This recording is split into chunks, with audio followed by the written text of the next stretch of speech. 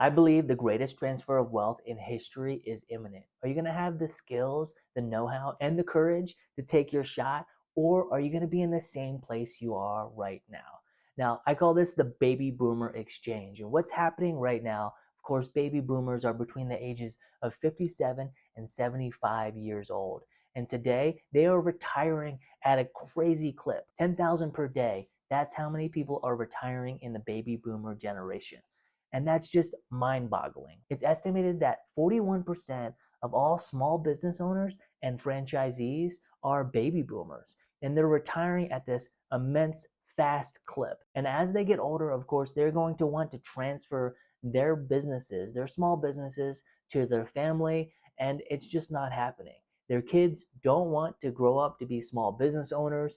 They don't want to follow in the footsteps of their family and work 12 hours to run a small business. But these small businesses, they are hugely profitable. And the kids, they just want to go out and be YouTube stars or do something crazy. There is a massive opportunity for you to buy these quote unquote unsexy businesses. You may not know how to run a car wash or a coin laundry or a gas station, but the reality is you can still come in with your systems and your knowledge in order to monetize and bring up the standards of that business. Put CRMs in place, put credit card machines, loyalty programs at the coin laundry store, additional monetization streams at your car wash or whatever small business you own. You can come in and modernize it into the 21st century. There's a lot of missing potential in these small businesses that are almost run archaically, pen and pencil, really. You could step in and do these kinds of improvements to these small businesses. You may not know how to run a small business like a gas station or coin laundry or a car wash, of course, but you can retain that original owner to stay on and work on and teach your manager. You notice how I'm saying manager, because you want to train managers. You don't want to have this be your full-time job. You want to be out buying other small businesses. You want to train a manager and put them in place and have somewhat this business running almost passively after you get through the transition phase where the original owner is actually training your team that's going to take over for them. All you're thinking about is processes and systems in order to modernize and make more money. Now, real estate is what I specialize in, and baby boomers, they own about $18 trillion in real estate.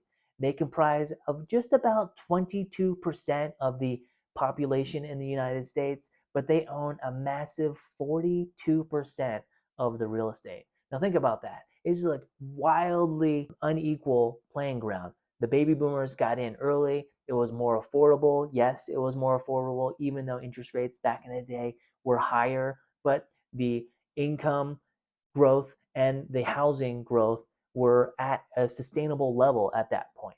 And right now, today, the income to property level disparity is absolutely bonkers. It makes it very unaffordable to buy a house. As they get older, they're going to, of course, want to sell these properties. A lot of these properties are completely owned free and clear, and they're going to want to sell or give away these properties to their estate. What I've noticed talking to the older generation, the baby boomer generation, is they don't really trust the way that their kids can manage money. Kind of rightfully so. You see kind of everyone in this generation racking up crazy credit card debt and spending money in all kinds of different ways that they shouldn't be, and they don't actually trust their kids in the next generation to hold on to that money or to manage that property very well. What I like to do to beat the interest rates in this unaffordable market to invest in is ask the baby boomer generation if they're willing to seller finance me the property. And what that means is they're putting up the large percentage. So if you were to go to a banking institution and get 80-20% down payment, 80% from the bank, in this situation, the seller finance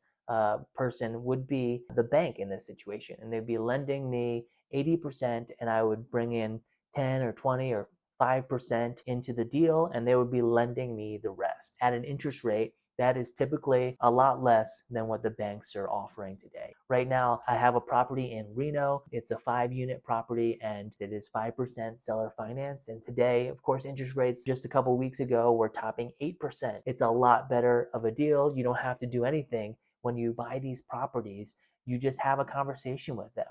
They trust you. You have a conversation. I had one conversation with the business partner of the owner of the property that I bought in Reno.